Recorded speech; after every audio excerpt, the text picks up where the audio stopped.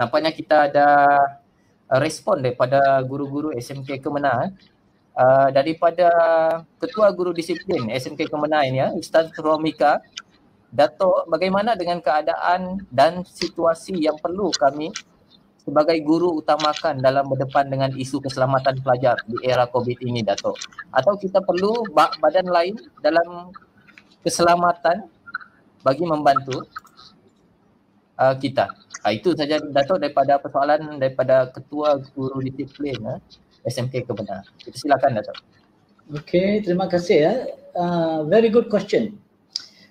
Saya ingin nak menempatkan ya, bila kita bercakap tentang keselamatan, ianya dari, kita boleh tempatkan ianya dari 3 sudut ya. Yang sekarang ini selalunya kita sebut tentang keselamatan dari segi fizikal dan biologinya. Ya, misalnya khususnya dalam berdepan dengan COVID ini. Selamat ke tidak untuk bergaul, berjumpa, bertemu, turun ke sekolah dan sebagainya. So itu satu elemen keselamatan. Tapi sama penting sekarang ini, khususnya baru-baru ini, ialah ada 2 lagi aspek yang perlu. Ialah dari segi keselamatan emosi. Ini ada suatu yang sebagai guru counselling, ini satu komponen yang perlu kita lihat. Our children now, our students now emotionally competent to handle the changing scenario. Bagi setengah orang yang dia tidak boleh hidup tanpa kawannya, misalnya tiba-tiba tidak boleh berjumpa. How do they affect them emotionally? Ya. Dan yang satu lagi adalah mental health. Sekarang ini banyak stres dan sebagainya, itu juga mental. Ini kesihatan mental. Adakah keadaan sekarang ini, keadaan hidup keluarga yang sukar, yang ibu bapa tidak bekerja sebagai contoh, tak ada pendapatan, dan dia mempunyai impak kesan kepada anak-anak itu, does it affect them mentally and emotionally? Kalau physically dia lapar, dia mungkin dapatlah ada bantuan makanan dan sebagainya. So how about the emotional and the mental stability of the children under our care itu? How can we help them? Ini bagi saya yang perlu kita fikirkan. Jadi guru kaunselor, ya, guru pembimbing kita di sekolah, ya, perlu fikir bersama tentang perkara ini ya. Lihat the physical safety, that is easy. Maksudnya, okey, kita ada berkurung, bertahan sebagainya banyak. Dengan adanya jab dan sebagainya. Ya, suntikan vaksin tu, tapi belum lagi sampai kepada kanak-kanak kita di bawah umur 18 tahun. Tapi bagaimanapun we are moving towards that. Kita bergerak ke arah itu untuk menentukan keselamatan fizikal dan biologi. Tetapi satu komponen yang saya sebut tadi ialah emosi dan mental ini. Kes banyak yang remaja bunuh diri, kemurungan. Okay. Dan ini adalah indikator baru bahawa ada kemungkinan kalau keadaan berterusan dan kita tidak melakukan sesuatu melalui sistem pendidikan kita, kita akan menghadapi lebih banyak kes-kes masalah ini, iaitu kemurungan, ya, kes mental ini, dan juga emotional, yang emosi, ya, yang tertekan dan sebagainya. Jadi di sinilah bila kita sebut tadi kesepaduan program pendidikan tadi. Nah ini jadi tempatkan, kontekskan, bila kita sepadukan, jadi kita tidak boleh hanya menekankan secular education, mementingkan duniawi saja. Berarti hal ukhrawi tentang keagamaan spiritual itu, kerohanian itu perlu diberi supaya anak itu dalam keadaan tertekan pun dia masih waras berfikir bahawa it's not the end of life. Ya, ini perlu. Dan demikian juga bahawa pendidikan komuniti sama penting. Tidak semuanya mesti ditangani oleh sekolah. Sekolah tidak boleh menangani semua masalah dunia, masalah remaja. Ya, kita sekolah mempunyai batasan-batasannya, agak terhad sedikit. Dan demikian juga sekolah di rumah pun dia ada batas-batasnya. Jadi apa yang boleh kita lakukan untuk membuat kebaikan, kesepaduan antara apa yang dibuat di sekolah dengan apa yang dibuat di rumah. So the formal school education system must be complemented and supplemented by community based education. Jadi pendidikan formal mesti dilengkapkan, disokong oleh sistem pendidikan berasaskan community supaya kita saling melengkapi. Ini sebenarnya secara langsung sekarang ini adalah dunia yang saya libatkan sekarang ini ya. Biro Perkhidmatan Pendidikan adalah untuk melihat bagaimana kita dapat sepadukan ya, formal education dengan community based education. Jadi dengan cara itu, dan demikian juga tidak semuanya bila kita bentuk bangunkan akal itu, anak itu akan dapat hidup bahagia. So the emotional component tentang hati itu, jiwa itu perlu juga kita bentuk. Nah, ini yang saya masukkan ke kesepaduan. Jadi cara yang terbaik bagi saya untuk dapat kita ya ini ialah sama dari segi isi kandungan ataupun bentuk, skop ataupun dari segi sasaran pendidikan itu mesti bersepadu dan menyeluruh sifatnya. Okey, jadi saya harap ini dapat memberi gambaran. Jadi apa yang saya sebut sebelum ini ada kaitannya dengan soalan itu. Baik, masih. Ya, betul Datuk. Saya sangat bersetuju dengan pandangan daripada Datuk di mana sistem negara kita khususnya pendidikan sekolah sebagai penggerak kita kena melibatkan secara bersepadu. Kerana masalah utama sekarang yang kita hadapi, saya sendiri pun sebagai guru, kita melihat murid-murid kita sekarang berada dalam tekanan. Gangguan emosi yang sangat-sangat membimbangkan. Jadi kesepaduan komuniti, sekolah dan strategi daripada sistem pendidikan negara memanglah sangat diperlukan pada masa kini. Nampaknya kita beralih lagi kepada soalan seterusnya. Orang yang sama, Ustaz Romika, Ketua Guru Disiplin kita, bagaimana hendak membentuk satya atau akhlak pelajar dalam era teknologi pembelajaran PDPR seperti sekarang ini, Datuk? Dipersilakan. Okey. Untuk dari segi perubahan yang kita perlu bawa ya dalam sistem pendidikan kita untuk memungkinkan dari segi pembentukan satya ya, kita balik kepada persepaduan tadi ya. Saya ada melihat ada 4 perkara yang saya catat di sini ya untuk kesediaan untuk menjadikan guru itu lebih berwibawa ya. Yang pertama ialah nilai dan pegangan. These are the values that you hold dear to your heart. Ya, nilai yang kita pegang. Ya, nilai yang menentukan baik buruk, betul salahnya. Dan dalam konteks masyarakat kita di Asia ini, yang menentukan apakah nilai dan pegangan kita sebagai individu dan juga mempengaruhi kita sebagai guru adalah our religious belief. Kepercayaan agama kita, agama yang kita anut akan membantu kita untuk menentukan apa yang salah, apa yang betul, hak dan yang batil, yang perlu dilakukan, yang jangan dilakukan, yang wajar dilakukan, wajib dilakukan, yang perlu ditinggalkan, semua ini. Jadi ini akan membentuk. Kalau dalam diri guru itu sudah ada nilai-nilai sedemikian dan nilai ini dijadikan asas untuk menentukan amalan-amalannya, maka ianya akan mempengaruhi cara dia berdepan dengan anak murid dan pelajar-pelajarnya, khusus dalam aspek pembentukan satya. Ini berbeza. Penguasaan ilmu pengetahuan dia boleh memahami apa saja ilmu pengetahuan, tapi ianya tidak akan bermakna kalau tidak ada didukung ya oleh nilai dan pegangan. Itu satu komponen. Komponen yang kedua yang penting dalam pembentukan satya murid kita ialah minda kita dan sikap kita. Our mindset, adakah tertutup ataupun terbuka? Tertutup untuk daripada menerima perubahan. Ada istilah yang banyak digunakan dalam dunia, the captive mind, minda yang tertutup, minda yang terpenjara. Suatu ketika dulu kita anggap bahawa apa saja datang dari dunia barat ya adalah dianggap suatu yang maju dan moden, hingga kita meminggirkan nilai-nilai dan kebijaksanaan setempat. Yang istilah dalam dunia sosiologi kita katakan local wisdom.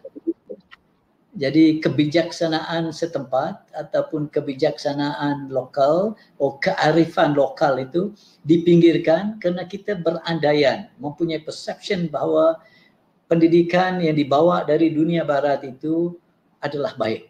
Semuanya baik, semuanya sesuai, semuanya lebih maju daripada apa yang ada pada kita. Jadi bila kita tadi saya bercakap tentang kesepaduan tadi, maka perlulah kita lihat ini apa yang kita bawa dari luar dan apa yang ada, kekayaan khazanah nilai yang ada, our local wisdom itu adalah sama penting.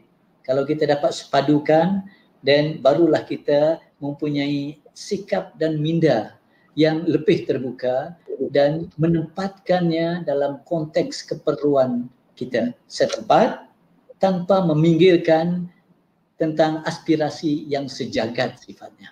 So, kalau ini menjadi pegangan guru, insya-Allah kita akan dapat bawa sikap kita itu, minda kita yang terbuka itu menerima what is good locally and what is good from outside, ya, kepada pelajar kita, dan insya-Allah mereka dapat dengan nilai dan pegangan tadi akan memudahkan kita membentuk sikap dan khasiat dalam kalangan murid-murid kita.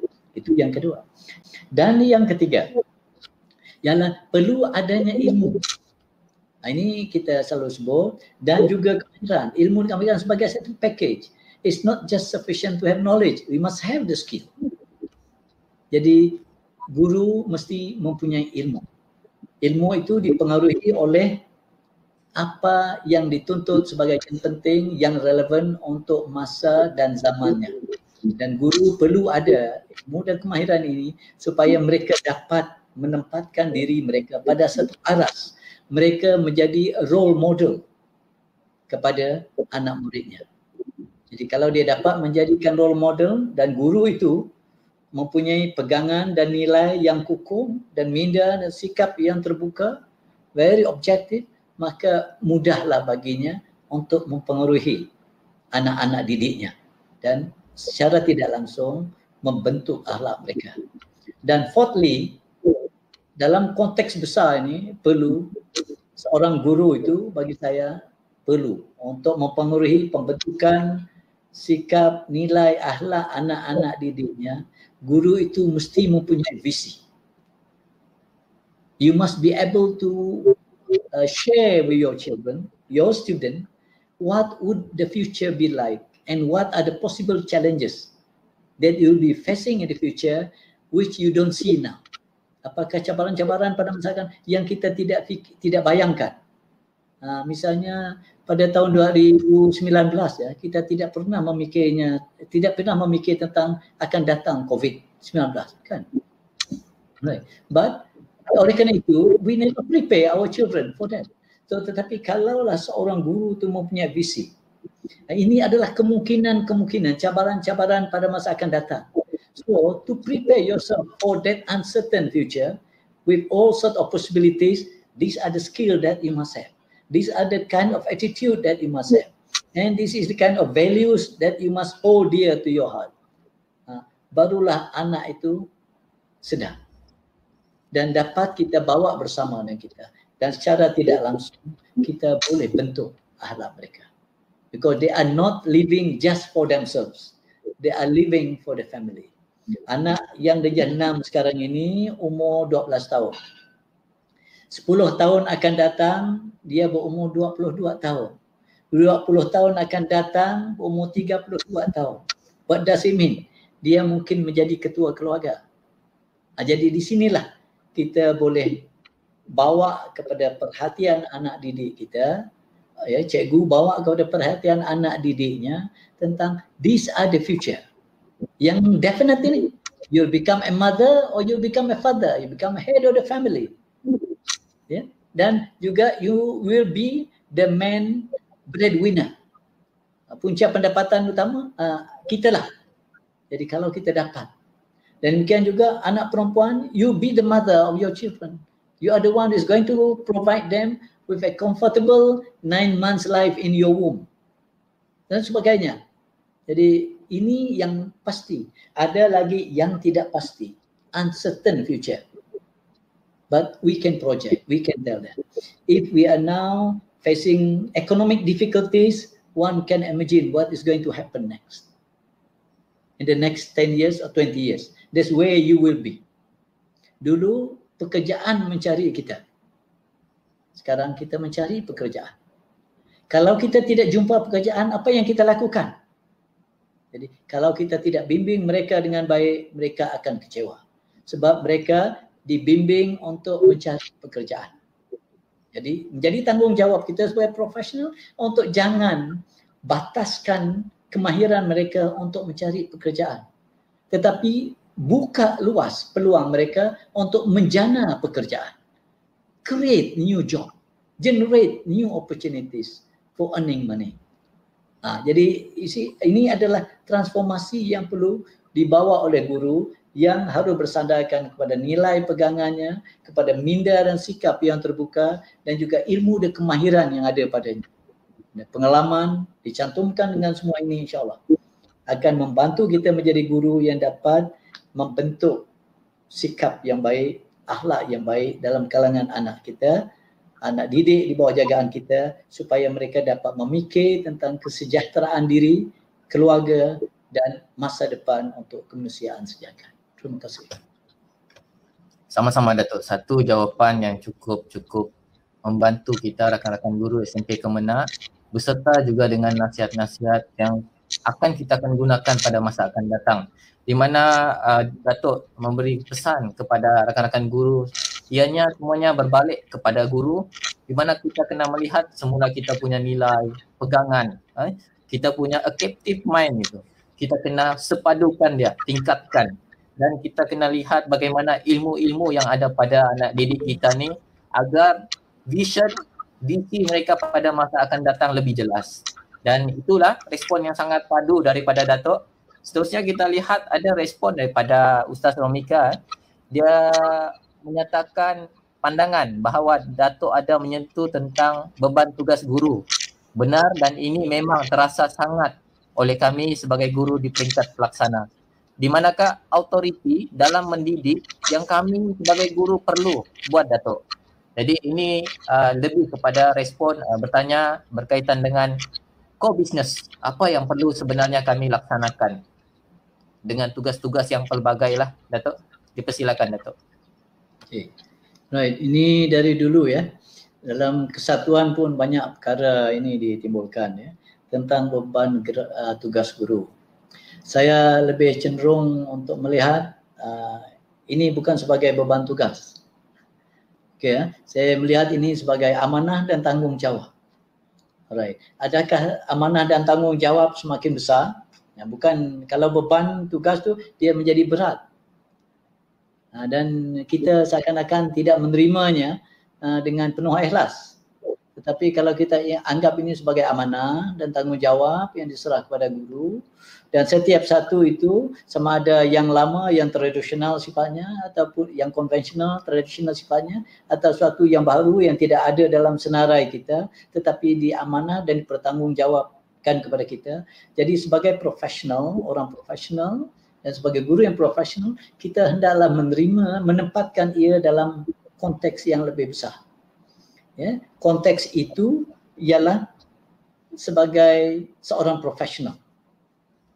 Dalam kata lain, ya, tanggungjawab, misalnya sebagai contoh yang kerap disebut ini, membuat pemeriksaan, mengambil attendance, yang kerap disebut sebagai yang pekeranian sifatnya. Kerja-kerja pekeranian sifatnya. Bagi saya, tidakkah kerja pekeranian itu juga kerja, usaha, tindakan yang membantu kita menjadi pendidik yang lebih baik? Jadi kalaulah yang diamanahkan itu menjadikan kita lebih pendidik yang lebih baik, maka dengan sendirinya ia adalah sebahagian daripada tanggungjawab pendidikan. Saya masih ingat satu perkara yang ditekankan dulu bahawa teachers battleground is the classroom. Medan perjuangan guru adalah bilik raja. Ini adalah satu bingkai kecil ya. Kita mempersempitkan bingkai tanggungjawab dan amanah seorang guru. The frame of responsibility that is been assigned to teachers, we reduce it to mere classroom. Sedangkan proses pendidikan itu sendiri tidak semuanya berlaku dalam bilik darjah. Yang berlaku dalam bilik darjah mungkin penyampaian ilmu pengetahuan. Tapi pembentukan sikap itu, ya, dan penyediaan pembentukan watak, character building, not all can be carried out in the classroom. It has to be developed outside the classroom, in the community, di luar, di padang permainan, di dewan, tempat makan, dan sebagainya. Jadi kalaulah kita anggap sesuatu itu tidak dilihat sebagai sesuatu yang menyumbang kepada proses pendidikan dan pembentukan anak-anak kita, maka inilah yang mendorong guru kita menganggap ia sebagai beban tugas. Demikian juga untuk menghantar, mengumpul markah dan sebagainya, itu juga dianggap sebagai beban tugas. To record, attendance dan sebagainya, itu sebagai beban tugas. Jadi saya kalau dibenarkan ingin memberi nasihat kepada guru sebagai seorang profesional, whatever task that's assigned to us, apa saja tugas tanggungjawab diberi kepada kita, yang kita lihat mempunyai kaitan langsung kepada usaha untuk membentuk anak di bawah jagaan kita, itu adalah amanah dan tanggungjawab pendidikan. Dan tidak semestinya hanya untuk mengajar mata pelajaran. Ini kalaulah kita menganggap saya guru sejarah, tanggungjawab disiplin bukan tanggungjawab saya, itu salah. Demikian juga saya guru matematik, untuk guide counseling dan sebagainya, thank you very much. Bimbingan counseling bukan tanggungjawab, kita ada guru disiplin. Kalau kita dah compartmentalize dan sempitkan ruang skop tugas dan tanggungjawab sebagai pendidik, maka dengan sendirinya kita akan gagal membentuk insan. Kita hanya berjaya melahirkan anak yang pandai matematik, pandai bahasa Inggeris, pandai bahasa Melayu, pandai sejarah, pandai kimia, tetapi tidak dapat berperanan sebagai seorang insan yang harus akur tentang tanggung jawabnya di dunia ini, ya, sebagai hamba pencipta dan juga sebagai khalifah untuk menjaga kesejahteraan dunia. Ini kekhawatiran saya, dan tajuk yang diberi, ya, tema ini sebenarnya memberi kita ruang untuk lebih menyadari betapa besarnya tanggungjawab dan amanah kita, betapa murninya amanah dan tanggungjawab kita. Tetapi untuk memungkinkan itu, kita mestilah sentiasa berguru kerana ingin dapat ilmu. Ya, ilmu yang pelbagai. Dan kedua, kita berguru demi ilmu itu, aspirasi kita ialah supaya kita boleh bentuk, bukan saja di kalangan kita sebagai guru, golongan guru itu, tetapi anak didik kita itu menjadi satu generasi baru yang peka, sedar dan dapat menghayati makna kewujudan kita di dunia ini dan faham tanggungjawab yang perlu kita pikul bersama. Terima kasih. Terima kasih Dato' atas respon dan amanat sebentar tadi. Cukup membantu kita untuk bermuhasabah. Dimanapun task, apapun tugasan yang diberikan kepada guru-guru, diharapkan ianya diambil secara positif untuk memperkembangkan ilmu kepribadian kita. Saya sendiri melihat dan mengkaji latar belakang Dato' sendiri, saya melihat kerjaya-kerjaya dan penulisan-penulisan Dato' sendiri, betapa banyak tanggungjawab yang Dato' pikul sendiri. Dan kita di peringkat guru diharapkan apa yang disampaikan oleh Dato' itu kita guna pakai untuk memotivasikan kita demi anak bangsa kita sendiri. Baik Dato', nampaknya tidak ada soalan lagi.